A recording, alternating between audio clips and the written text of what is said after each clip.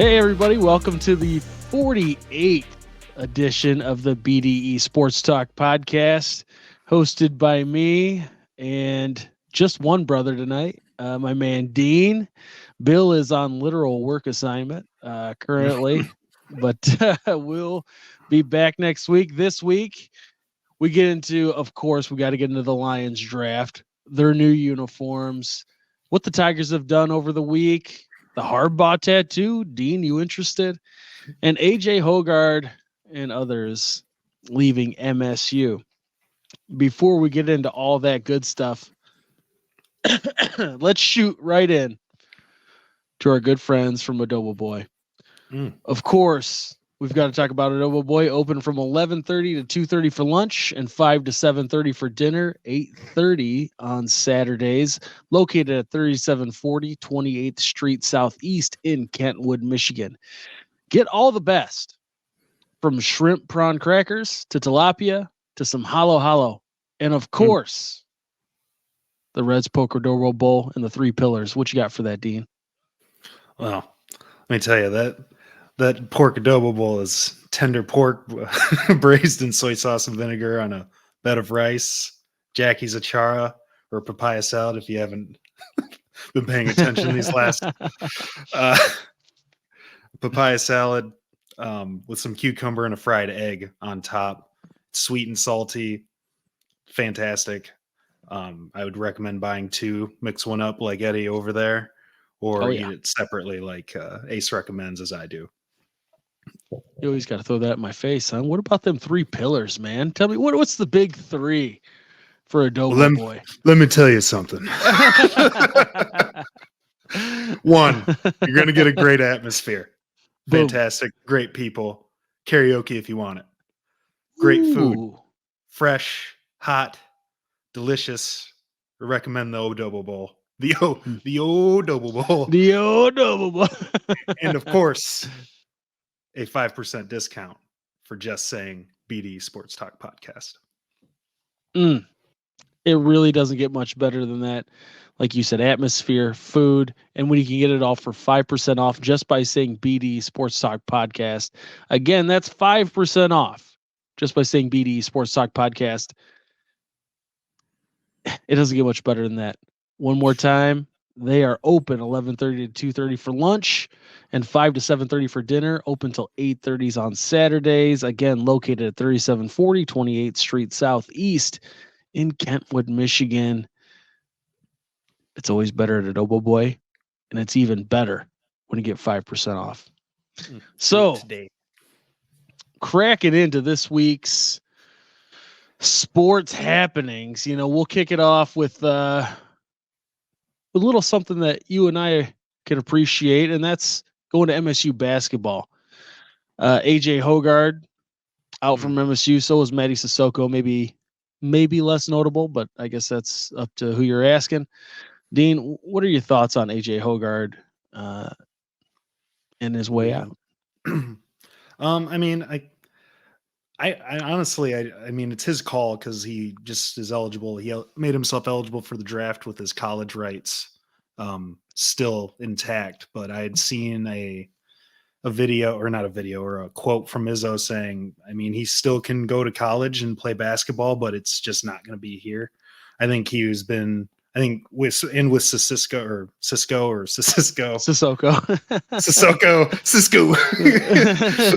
Show me that thong, That ball. Yeah. I can't hit a free throw. See the one with the platinum white hair? Yeah, that's him. With both of them leaving, I think Izzo. I've seen that Izzo is kind of eyeing a couple guys in the transfer portal. I know I don't know if it was today or yesterday. They got the fiddler from Omaha, Frankie Fiddler to be exact. And I mean, seems like dude's pretty good. I mean, he's averaging 20 plus points a game over at Omaha. I mean, as long as he buys into Izzo's stuff immediately, and obviously I don't think Izzo really gets a lot of transfer guys normally anyway. Last one was Walker. Yeah. So, I mean, he has to be pretty good, or at least a really good team player, or good team fit for him to go for a guy like that. So I think with Hogard going, I think he's just like, hey, like I'm looking at these two other guys. If you're gonna go, and if you end up wanting to play basketball at college again, then you're gonna have to transfer somewhere else. And to be honest, it's probably a better move for him anyway. Oh, yeah, man. I mean, I agree with you. And I think, yeah, I guess I'm thinking of Walker being the last transfer. I think before that it was Joey Hauser, even before Mhm. that. So it seems like he doesn't get somebody. He's identified people that fit the system and are able to be immediate contributors. But I mean, not every one of them works out, and we'll see what happens. I would say it was certainly time for Hogard to move on. I mean, he's capped about how far he can progress, at least at Michigan State. And I think it's more, to me, I feel like it's more that he capped himself. Like I said a few weeks ago, there are a lot of rumors um, around Lansing that he really likes to go out and a Mhm. lot, and he's been spotted out quite a few times before games. And another rumor that's unsubstantiated, as far as I know, that he likes to get stoned before he plays. And I got to be honest, sometimes this year it looked like that's exactly how he was playing. I mean, not even just being facetious about it. You're like, what are you doing out there? Like, that's not the Right. guy Like, you're you not see who's at Rasheed his Wallace, best. Yeah, exactly. Yeah, no, not everybody can be Sheed, bro. I mean, Yeah, come not on. everybody could do that. Uh, I appreciate his contributions. He definitely leaves MSU with, to me, an unsatisfied taste in my mouth. I think he could have been close to a Cassius Winston type, um, but he just fell short. And with Trey Holloman mostly playing better than him, Jeremy Fears hopefully doesn't have another nearly tragic accident, and with Jason Richardson's son coming in, Jace Richardson, it seemed like it was certainly time for him to move on.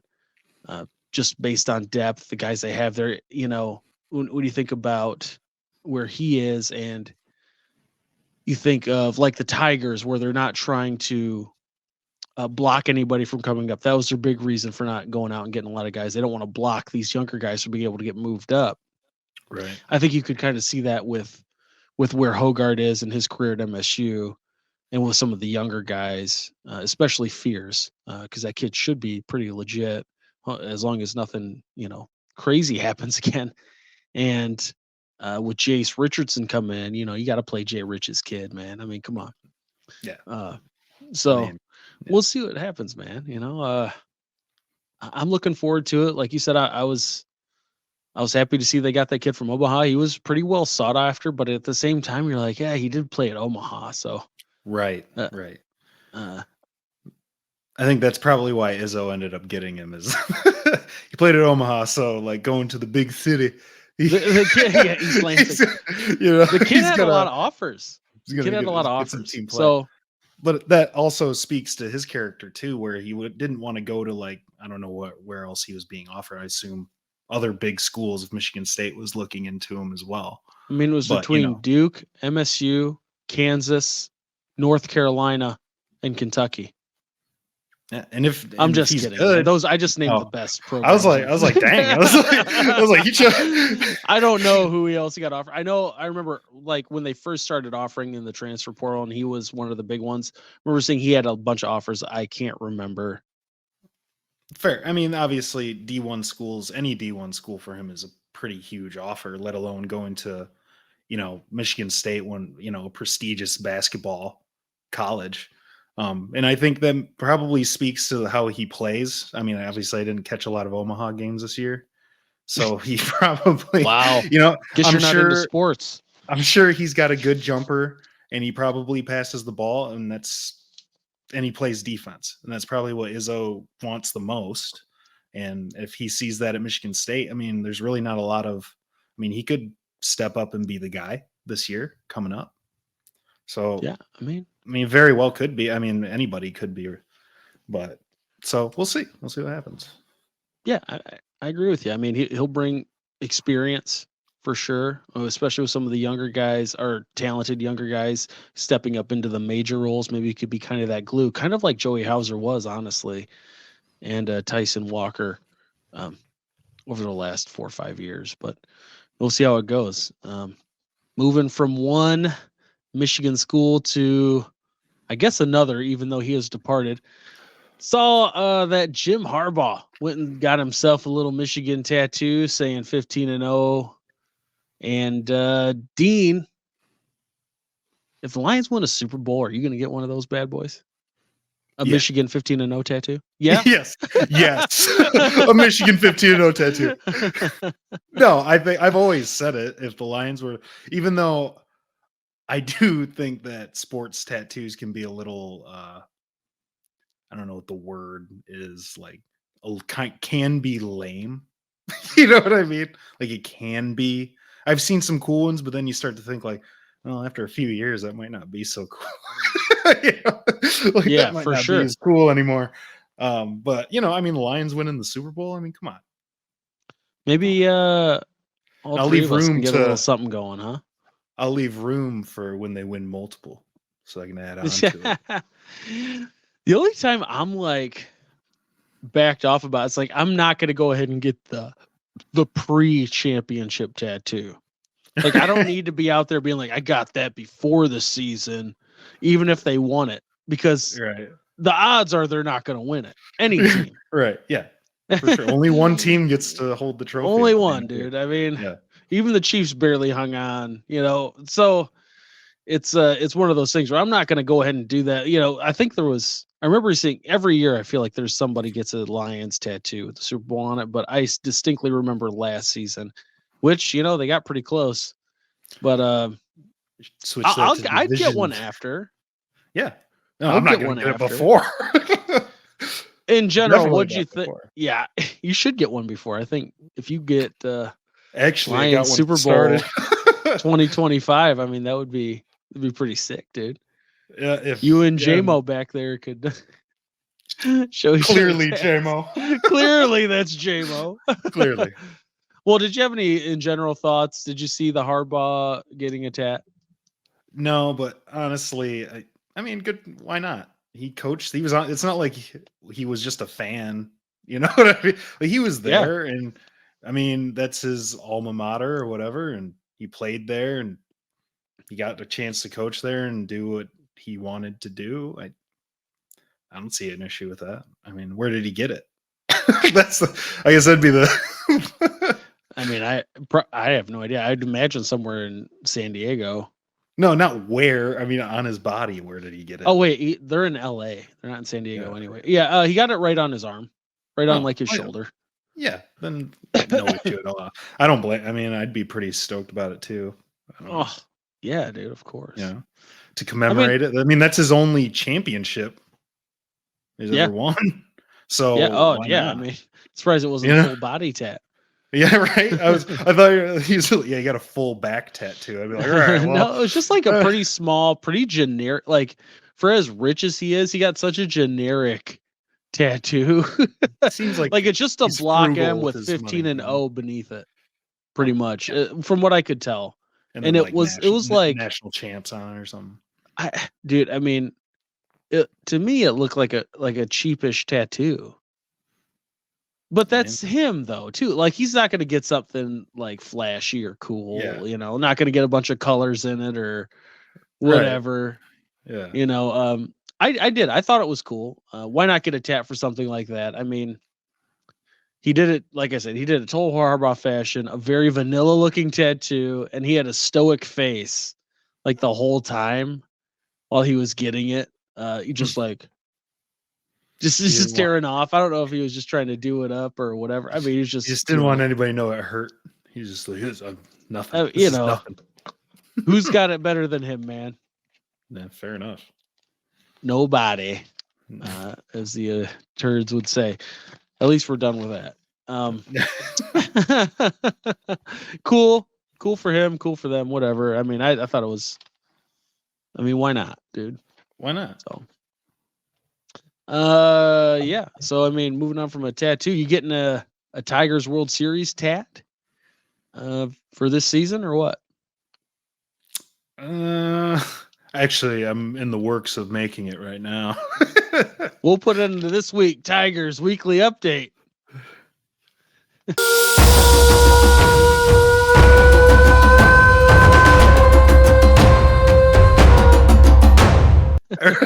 Right? Somebody's got to do I knew it. I was waiting on it. it.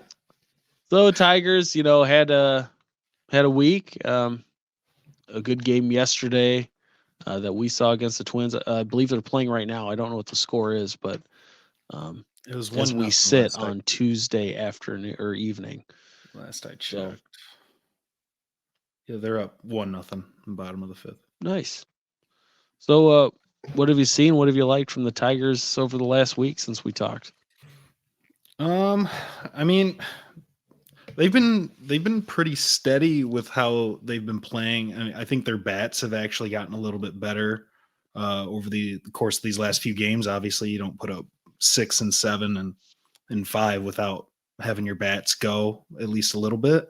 I liked seeing that Casey Mize got his first win in 3 years against the Twins.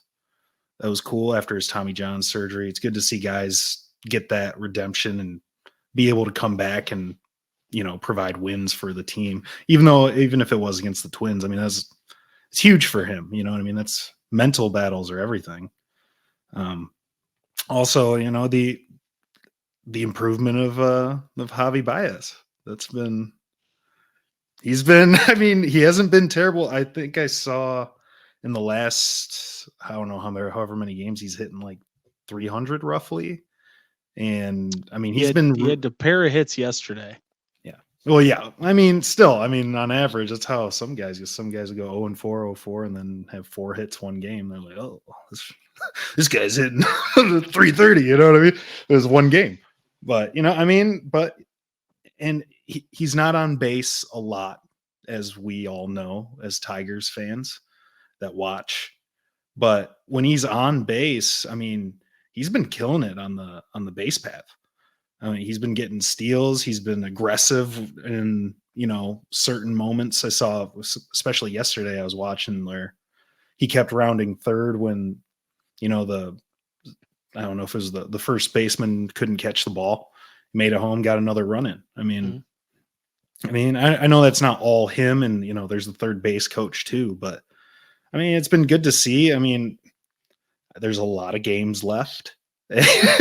I'm not expecting this to be something that he continues to do, but as of right now, I mean, a hot start in April leading into May is never a bad thing. Whoa. Let's not call it a hot start. All right. I meant for the team. A couple good games. Okay. I meant for the team. Right, my bad. I thought you were talking about Javi still. No. I was like, okay, let's cool it a second. Okay. Javi's been so good. And not for and for Javi. I mean, he's been really good in the field as well. So you got to give him some sort of credit wherever you can until he starts swinging and missing at nothing again. So, well, I mean, if he does. As much as I was dogging him, I gave him some credit for that last week. I said he was, having a Gold Glove-ish type of season, and he is, dude. He's been a stud in the field, and you got to like what he's done at the plate. He's having an last game season or two. Hit low 200s and be really good in the field. Hey, man, I'm glad to see him above. He's officially above 200 right now. I don't know what he's like right now after his at bats today, but he was just got over 200 after the game yesterday, which was Monday, where the bats did come alive, and it was really nice to see. He had a couple of nice ropes, and I'll keep talking trash about him if he keeps slinging them bad boys out into the outfield, because as much as trash as I'll talk about him, we know, like, I really want him to be amazing. Yeah, of course. I mean, at the end of the day, we want him to win. We want the Tigers to win, and the vitriol from me, from you, from the fans, whoever, about him is that he hasn't produced, especially compared to the contract that he has. I'm not going to go ahead and, carry his nut cup around because he had 2 good games, but I would love to think that could happen on a semi-regular basis. Like if the dude could hit 220 even. I take it, dude. I take it. Yeah. Over what he's mostly done the last Yeah. year and a half, 2 years. It's so it was good to see, especially yesterday. Scooble, a stud yesterday, also Yeah. putting it He down. killed it. I had Mize in there also. What I wanted to talk about because he had a really nice game, and like you said, it was the Twins, but it is the Twins too. It's not like Toledo. He wasn't down in AAA doing it. He had Right. a really good start, and he's gonna have to start doing that on a regular basis anyway. I mean, he was a former number one overall draft pick, Yeah. and at some point you got to live up to that, or you kind of roll and find a different situation. I've got all the hope. Yeah, I feel like when he's played on a consistent basis, he usually does pretty decent, if not really well. So hopefully, the injury doesn't come back. I mean, not much you can Some do about that. some guys come back from that surgery and throw better. So, I mean, True, I'm not saying he's true. throwing any better, but I mean, he had a hell of an outing the other night. So, I mean, it definitely happens, and it certainly could happen for Casey Mize. I mean, the kid already had elite talent, um, and then coming yeah. up and see what happens, man. Love to see the Tigers still having a winning record. Um, that's probably the number one thing I'm looking at. I mean, the batting has been rough, but they've come along a little bit. Green and Torque have been hitting better, a Yeah. little better in the last Yeah. week, and that's huge. The one guy I worry about, usually it's Javi. I don't know if I worry about him. I'm just like, I just wish he would do better. Like he just needs to do better because he just gets so much money and he's supposed to get. Yeah. He's been Um, more patient. He's been more patient. yeah, dude. If you if you see ball moving at all, in an up or down direction, left or right, just don't swing, and Yeah. it's just as good as swinging whiffing 3 feet away from the ball. I would almost rather watch him strike out looking than swing. Sure. There's sometimes where he makes himself look like a friggin' idiot by swinging. So Well, I'd that's the rather thing, him man. not. It's like I I could go up there and swing at those and not them, dude. I mean, what Yeah, right. that looks foolish. You're I'll take a quarter of the money. exactly. Not even. Not even, yeah, not I'll, even. I'll take a tenth. I mean, what do you want? Let me talk to you. I'll eat a little Caesars on the bench too while we're doing it. Just Right, yeah, no get up kidding. a notch. I'll Oh, lower the one freaking guy I've been a cost. little worried about. It's still early. Just Colt Keith. He still seems to be struggling at the plate. He does pretty well in the field, um, which has got to be good for his confidence, at least in some regard. But his batting still got a way to go. And Buddy Kennedy was a guy that came up the other day and had 1 for 2, right? But he had a big hit.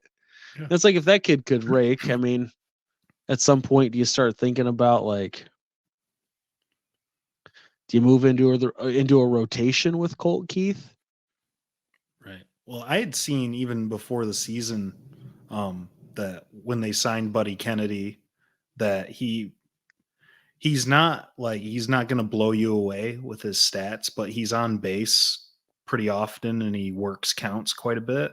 And I mean, like you said, I mean, he only went 1 for 2 in his first call up, but I mean, he didn't look bad in a general sense. But if Colt Keith can't get his, you know, figure it out. I mean, I know it's the majors. It's completely different than playing in Double A or maybe even Triple A. I mean, not a lot different from Triple A because there's guys there that want to get back, but I mean, but there is a difference, and that's why they're in Triple A.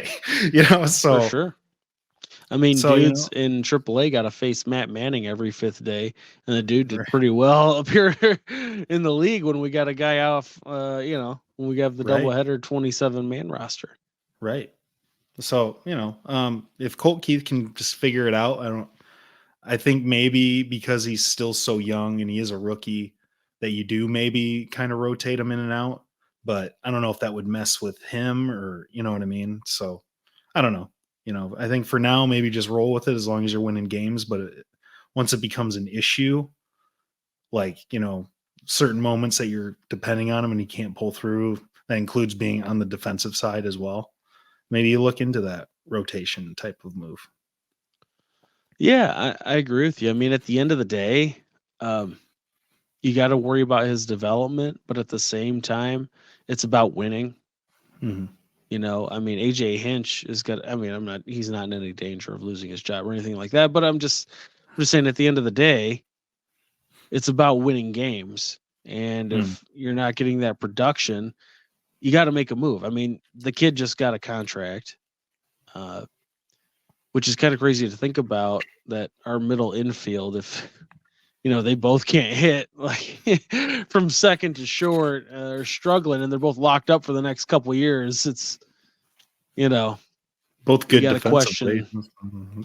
Yeah, great defense. Yeah, great D. Uh, But yeah, but I mean, even then, we had not them specifically, but that last game in the Rangers series where they had 3 unearned runs that ended up costing the Tigers the game, right. which was crazy because they'd been playing, I thought, really solid all around baseball for the majority, and I thought that was a big part of what was keeping them around was pitching and just Yeah. mostly error-free, non-costly mistake baseball. So uh hopefully that doesn't become a trend. I mean, obviously they picked it back up with that big win yesterday against Tampa. Yeah. I don't, they're winning tonight, so hopefully that Right. falls through. But And their bullpen has been pretty solid so far this year too. oh yeah, oh Overall, I mean, generally their pitching has been solid. It's like you were just saying. I mean, it really just comes down to if they can get the bats going on a regular basis or not. And you can't expect to score 5 runs every night, but I mean, you want to at least get 1 or 2 on the board to help your pitcher out a little. You know, yeah. I if mean, you can. it really kind of burns my buns here, man, because before the season I'm like, dude, if they could just pick up somebody like JD Martinez on a 1 year, Matt Carpenter was out He there who'd didn't been want up to and come down, back. but JD maybe Martinez not, doesn't want to come back. maybe not, but who knows, dude? I mean, anybody's want to come back for some cash. They didn't It's have the not like cap room. the room's there. There's an I don't know, abundance of man. room. We're trying to play Moneyball over here. We're I think trying to Brad stay. Pitt's. We're trying I to think stay Brad 50 Pitt's in mil there. below the average payroll. Yeah. We're trying to make that money, baby. Yeah. Well, You gotta leave room for these young guys to come up. yeah. Apparently, I mean, hey, we'll see. They got a winning record. I can't complain. Too much. And they are going to have to re-sign. I think they're going to have to. I mean, if they want to keep him, which I don't know why they wouldn't, but Scooble, I think he's only got like 1 year left on his contract. He's going to demand quite a bit of money. Riley Green, I don't know when his rookie stuff ends or whatever, but I mean, if he turns it around, or if he continues on a pace of going upward, I mean, he's young. He's going to want to get paid. Same with Torque. Kerry Carpenter's got like 1 year left. So maybe that's the idea behind the low payroll. It depends what it looks like, right? Right. After the season, because why bring back all those guys in the same squad for a team that's also not making the playoffs? I think you bring back Scooble if you can. Oh, right? well, yeah, if you can. Right. I don't know. Even if the team sucks, you might want to just bring him back just in case. Well, I do think they feel like the front office and coaching together do feel like they're on an upward trajectory. I feel like the fans feel that way too. I do. And so as long as they stay there, it's like that he is somebody I worry about if for some reason we hit like a big June dip or something, and we're 500 or 5 games below 500 and they feel like we're selling this year. I mean, he would obviously attract a lot. Right. And so I Yankees worry will about come losing flying him. If we are So, I mean, it would be a bummer to see him shipped out because that means we're almost back to square one. Yeah. Or at least that's how they view the squad. So Yeah, if you're getting rid of your best pitcher, it's probably, yeah, probably unless you're getting some craziness back. You know what I mean? Like you're gonna have to get some real good prospects. we'll take Shohei Otani and his gambling problem. It's fine. Yeah. How'd you There's like plenty of Wyatt Langford had a clutch double against the Tigers? I mean, yeah, it felt good, I guess. Yeah. I don't know. I mean, it's fine. Max Clark, he could end up being that dude. It's hard to say. But, it's like, he's what is he? 18?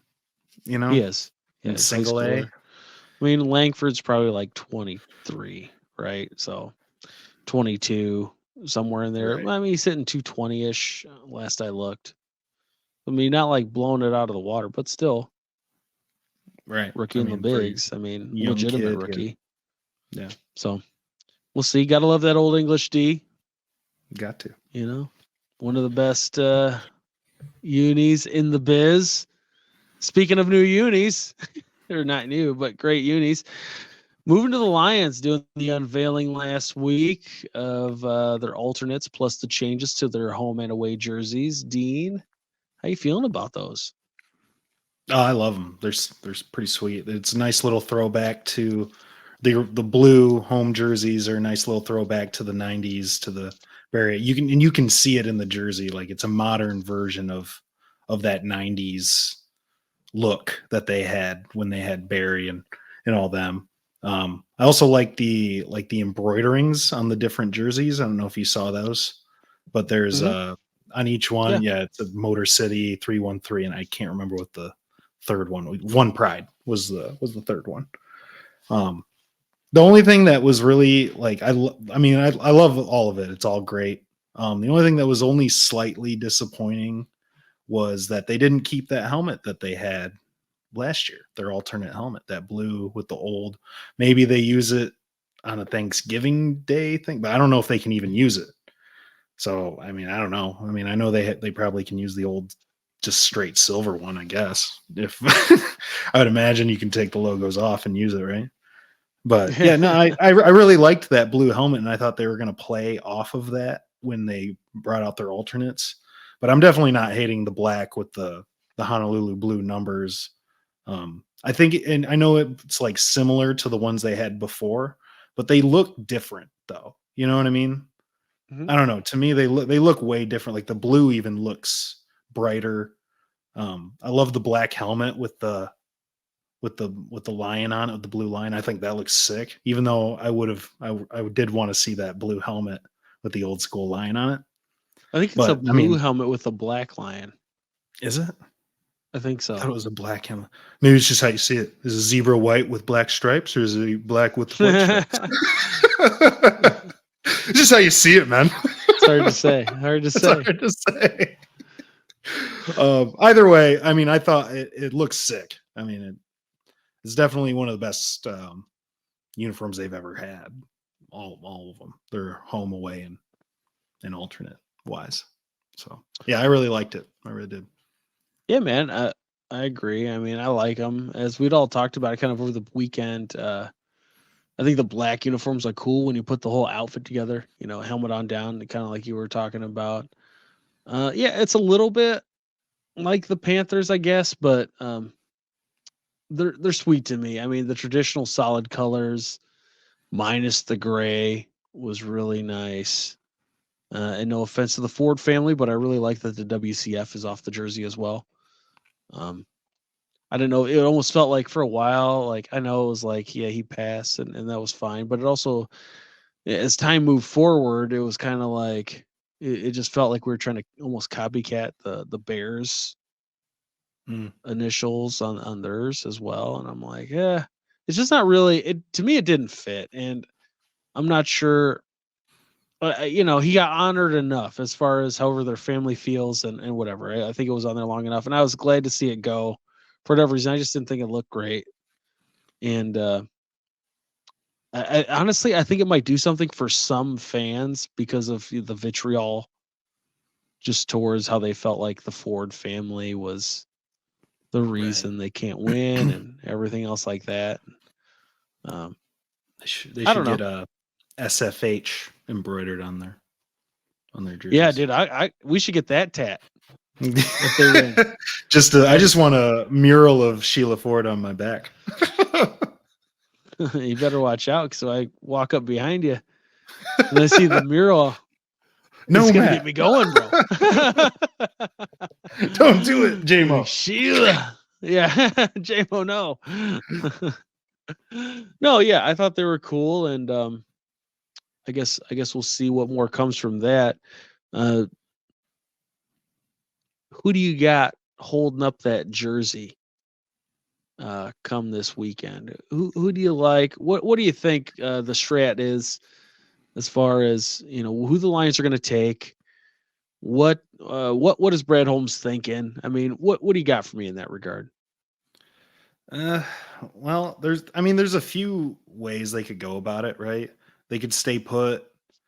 I think a lot of it's going to depend on how the draft really unfolds. You know what I mean? Hmm. What guys are going to fall, who's going earlier than expected, who's highest on their draft board. I mean, obviously a lot of people didn't have um, Gibbs as somebody on the Lions draft board last year, like at all. And boom, out of nowhere, they draft Jameer Gibbs at 12. So I mean, they could do anything. If they were to stay put, I see them taking it depending on who falls. I mean, anybody could fall. Like, I mean, I've seen mocks where Cooper DeJean falled, has fell to the Lions at 29. I've seen, Kool-Aid falling and Kool-Aid getting drafted at I 19. mostly see Kool-Aid in the second round now. They're very early from what Really? I've looked at today. Okay. Yeah, I mean, that's a guy I could see them staying put for. If they were going to trade up, I think the only way they trade up, and I've said it before, is if they're trying to get another edge rusher to complement Hutch. I mean, I don't know how far. I think it'd be somebody that has to drop. I mean, there's a guy. I mean, you look at Dallas Turner. Some have him projected to go super high. I've seen mocks where he's gone at 19. So if he's to drop that far, which I don't think will happen, but if he was to drop to like 19, There'd be a 20 bunch of even, teams calling, I bet. oh, for sure. But Brad will work his magic and get something out of it. He'll get something. He probably won't even be involved in the trade, but somehow he'll get like a fifth rounder. Right. Or he'll be talking. He'll some in a 3-way trade. He'll just end up Yeah. with a random 5th-round And pick. they send the Lions their fifth rounder. I mean, I could also see him staying put and taking Chop Robinson from Penn State. I've also seen him projected to go higher than that too. So it's a matter of what happens. And then I could also see him trading out of the first round and getting more assets for next year or multiple second round picks. I could see them doing that. Um, I don't know if he will. I think Brad values those first round picks quite a bit, even though he can find guys later in the draft, which he's proven in 3 drafts now. So I mean, it'll be interesting to see what they do because they've put themselves in that position where they don't necessarily have to take anything specific right away. Like they could definitely get depth guys later on. Whether they want to take, an offensive lineman, I think they'll wait till day 3, day 4 until day 4, day 3. Yeah, they won't even take anybody. They'll just Sunday comes around. The priority free agent signings. Yeah, the unrestricted or the undrafted. I think they'll wait and go with depth for like offensive linemen because I think they have faith in Glasgow and if is it Zeitler or Zietler? I don't Yeah, know his last. Is Zeitler. it I mean, Zeitler? it's one of the two. Yeah, Close enough, right? I think they have faith in him. I mean, he's a solid, veteran guard. proven guy, So good guy. I Yeah. definitely think they don't take O-line in the first round. Or I've seen this too, because if you start thinking into the future a little bit, I mean, this is Taylor Decker's last year on his contract. I could see them maybe taking a tackle, maybe trading up a few spots and taking a tackle. I don't see them doing that, but I mean, it wouldn't be the craziest thing to see because of that situation. And Taylor Decker's not super young anymore. You know what I mean? He's in his, I mean, he is pretty young still. I mean, I think he's my age, but he's in his early 30s. So it's like, but in a sense of football, there's a lot of wear and tear, Yeah. and he's going to demand a lot of money because he's a solid left tackle.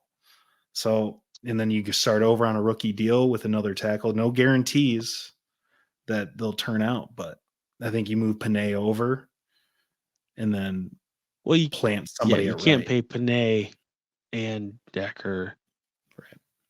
unless And Decker Goff takes. and Brown. There's a lot of Some guys. guys are going to have to go, which sucks at some Yeah. point. But Plus is Frank. there? Yeah. Well, Frank, dude, he might be finishing up in the next couple. That's true too. I've seen a couple. I wouldn't be things on that. surprised if they won a Super Bowl next year. I wouldn't be surprised to see him retire, unless he was like, "I want to see if we can do it again," right? That kind of thing. But Like a Jason Kelsey type of thing. yeah. Is there a guy or is there a prospect that you're really hoping for, or would be like he was available and they passed? You'd be like, okay. Not saying you'd be disappointed because we trust Brad Holmes, right? I mean, he's earned that, but more like the pick comes up, the guy you like's available, and you're like, oh, sweet. Is there a guy at 29 that I Yeah. think?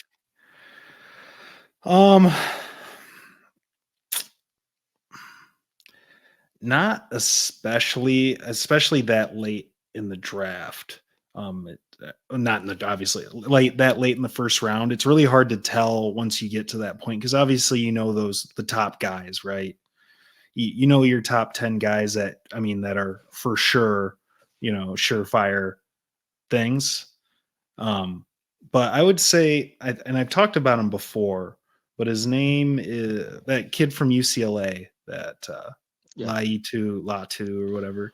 I think that's a guy that will be there.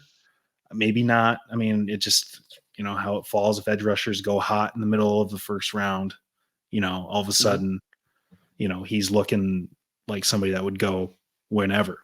But if he was still there and they didn't take him, I wouldn't necessarily say I'd be super disappointed because there'd be a reason why they didn't take him, right? I mean, you could just look at his on injuries. A personal level, not a, oh man, I'm disappointed with the franchise type of thing. Just like, right? Well, no, yeah, that ship sailed a long time ago. I wasn't disappointed in the franchise before. I think it's a little late for me to be disappointed. I mean, no, not really. I think he's the guy that I don't know. I haven't watched enough UCLA games. I can only go off of what I know of his stats, and because the only teams I watch are my teams. I don't just sit and like watch a random college football game or anything like that. I'm watching Michigan State. I'll watch Michigan, Lions, Tigers, Red Wings, and then that's maybe a little gymnastics from time to time, but just to toss it in there, just for pure pleasure. You're a big Olivia Dunn fan. Oh yeah, I forgot about her. Yeah. I only watch about a minute and then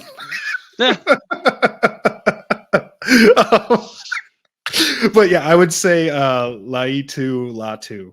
I think I don't know if I'd necessarily be super disappointed or personally disappointed, but I feel like he might be a guy that could be somewhat close to like a Haloti Nada type of guy, and that's it's like just because he's a Samoan. We had Haloti Nada. Yeah, right, exactly, and he was back end of his career, but he was solid for half a season or so, So I mean, we'll see. I trust whatever they end up doing, though. I'm not gonna be upset with whoever they draft. I don't think. Yeah, no, of course. Unless it's another running back. Yeah, that would be strange. I'd be like, come on, trades David Montgomery. Now you're just Yeah, trades Monty to the Eagles. yeah, trades Monty to the Eagles, drafts a running back. What the hell is going on? I mean, yeah, it's like then Brad's just gaslighting us. But one guy I've brought up a few times, if he's there, I could see us easily taking Powers Johnson, the guard center from Oregon. I do think that's a good fit. I think with Frank, potentially, he has quite a few injury problems on a regular basis. He hasn't played a full year in some time. Glasgow's not exactly a spring chicken. Having a guy that good be ready to go, I mean, seems good to me. I don't think that's the pick. I don't have a hard time pinning down who the pick is going to be. But Right. trade wise, I think there are two easy teams or scenarios uh, that I could see us trading with, and that being the Cardinals and Commanders. Now, both teams hired former Lions staff to be assistant general managers moving into this season. So there's a relationship there. The Cards have pick number 27. So I could see the Lions jumping up 2 spots if, say, somebody falls, Powers Johnson, Terry Arnold, uh, somebody like that. Like, you could see that jumping up 2 spots. If they didn't think he'd be there 2 picks later. The Commanders would be a trade down scenario. And to me, probably the more likely if any trade happens, because they have 6 total picks in the top 100. So I could see them wanting to do a pick swap where they go up to 29, we go back to 36. Maybe we grab one of their 3-round, their 3-round pick, 3rd-round picks. They have 3 in the 3rd. Same scenario actually with the Cards, who have pick 35. So I could see them wanting to move up. And they also have 3 3rd-round picks. Like I said, I could see the Cards moving up if like Penix is still there. I've heard, rumors of him, possibly going in the first round. There's another guy. What's that kid's name from Oregon? Bo Nix. Bo Nix, yeah. Yeah, I've seen things where because quarterbacks are going to be gone. The top 5 or 4 quarterbacks are going to be gone within the first 15 picks, if not the first 10. So I could see the Cards because I mean, unless the Cards take a guy at 4, but I see them taking Marvin Harrison Jr. as mocked. I don't see why you wouldn't. And then maybe trying to sneak in at the end of the first round and taking a guy like Bo Nix or Penix Jr. I could see that. Yeah, I mean, you think about it, the Cards already have 2 first-round picks too. Right. So let's say they use the number, what do they have, 4, and then they have 27. Then they want to get back in at 29 because Bo Nix is still there. That would be something I would say that typically I don't think you give up a third rounder to swap up 7-8 spots. But if you play both of those teams against each other, right, and they're both trying to reignite their fan bases after some rough seasons, nothing does it like having a top 5, top 10 pick and then grabbing another first rounder or 2 first rounders. 3, it would be 3 total for the Cards, but both teams also have 2 5th-round picks. So probably one of those is more likely. I would guess you swap and get a 5th or something. Plus, you could have them compete against each other for it. I keep trying to nail down what Brad Holmes is going to do, right? Because he's the draft's all over in the Detroit. place. You know what I mean? He doesn't want to disappoint the fans. Yeah, well, he's like, Goff is gone. Caleb Williams at number 1. Yeah, we I traded him don't to the think Bears. Brad Holmes would draft differently because it's in Detroit. No. Right? Like he would want to pump the fans up, sure, but if the guys he can get are still there and he can trade back and do whatever, and it makes sense, then we're all going to support it anyway because he's done it. So I'm trying to figure out, what does he do? Because running back obviously wasn't on our list. Right. Going into the last draft. Another linebacker in the first round, I'm not sure was on our list going into last year. And you're like, well, what exactly is he doing? And I think I think I've got it fairly narrowed down. Like, I can't predict what position he's going to pick because I think it ends up being a conversation between him, obviously him and the coaches, and then they're like, "This is what we need," and that just might not align with what draft experts, what we Right. think, whatever. And obviously, it's worked out. Yeah. Last year's draft alone, you can Exactly. Yeah. But I think I'm noticing one of the things, at least in the first 2 rounds, that he goes after are high RAS scores. You know what I'm talking about? What's that? said raspberries? RAS, RAS, the relative athletic score. That was my next guess. And so, like, I was looking at it in 2021, the best you can get is a 10.0. Okay. So 2021, his first draft, I'm only doing the first 2 rounds. Sewell was a 9.08 elite RAS. Second round was Levi Anzaworke, 8.73. Very high RAS. 2022, Hutch, 9.86. J-Mo didn't qualify, probably because he was injured. Right. So he probably didn't test out for the RAS. And then Josh Pascal was a 9.47. Last year, Gibbs, 8.07, which I thought would be higher, honestly. But I think it's his height and weight that drops him on the RAS score. Campbell, 9.98. Laporta, 9.01. And the only exception is actually Brian Branch, who had a 5.27. Because of his size. Yeah. It was surprising because I was like, Branch has probably got like a top 95th percentile RAS score. Yeah. But it was a 5 point. I'm like, 5.27. How's that possible? So I'm trying to go over like similar positions of need. And I wasn't so bought in on like the Cooper DeJean pick, but the kid was the number 1 cornerback in the RAS score. Well, he's a white corner. He's got to. At 9.89. He's got to have that. Edge, Chop Robinson was the second, 9.69. One guy, the other guy I have on here that if he's around at like the 22nd, 23rd pick, I think you trade up for and get him, Jared Verse. Yeah, that was another guy. He was 9.52 RAS. That's a Brad Holmes guy. If he has injury history, that's a bonus. I don't know if he does, but that's why they're going to draft Latu or whatever. Yeah, he's got that injury history, baby. He's got that injury history, baby. 9.52, which is the 4th highest of all the edge rushers.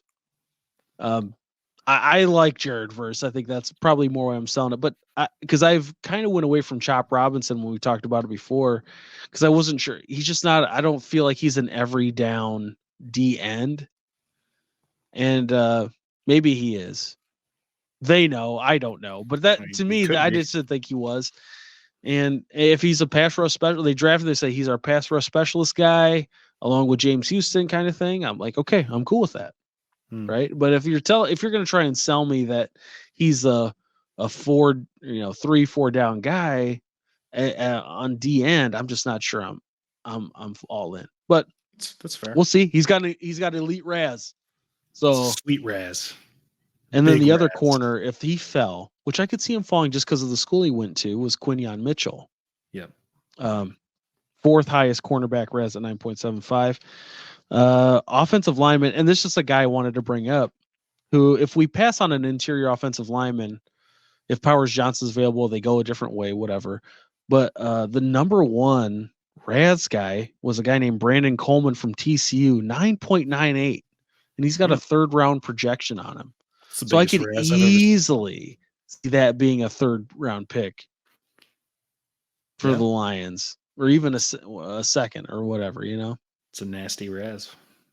That is a nasty RAS, dude. 0.98, that's almost perfect. That is almost... That's nearly perfect. We want Coleman. Bring Coleman to Detroit, baby. We're ready for it. Let's go. At the end of the day, Dean, give me a stone cold lock. The Lions drafted 29. Do they trade up or trade down? Not, give it a lock, but what do you think is the most likely? I think the most likely is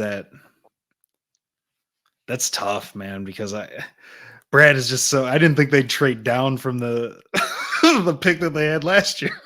I thought for Fool. sure they'd take somebody there, so that's tough. That really is tough. I think a likely move, and it seems like a Brad Holmes type of thing to do, is that he would trade up. I think that's most likely to happen. I think he's most likely to trade up. Move up in the draft. I think so. Not a lot, not like any huge number. He's not going to, move the world with it, but he'll go up to, I think he'd go up as far as 20, 21. I tend to agree with you. And I mostly agree with you based on the situation the team is in, where we were 30 minutes away from playing for a Super Bowl. I think if the guy that you really love is there, you go all in from for 18 even on back, you got to do what you can do to get that guy. If you really think that person gets you over the hump, maybe not, but I do feel like more likely to trade up than anything else, which makes me think they're probably going to trade out of the first round. that was Brad Holmes. He's going to be cooking, and you don't know what he's cooking, man. It's I definitely don't think they're going to stay put. So it was either I do feel like drafting in Detroit does kind of. I know it's not Todd. Let me tell you. I do think it plays a role in him drafting in the first round. I don't think he trades out because not necessarily because it's in Detroit, but I do feel like it does play a role because he's not going to want to send the hometown fans without anything on day one, right? But maybe, I mean, if it's better for the team, you got to do what you got to do. I think ideally, yeah, but at the same time, he's not going to. I can't imagine he'd compromise what he values, right? Over hoping to appease the fans. When at the end of the day, winning is what's going to appease the fans. 100%. That being said, I think we won this episode. Nice work as always, Debo. Folks, make sure to be out there to like, comment, and subscribe. And we will see you next time on the BDE Sports Talk Podcast. Sports Talk.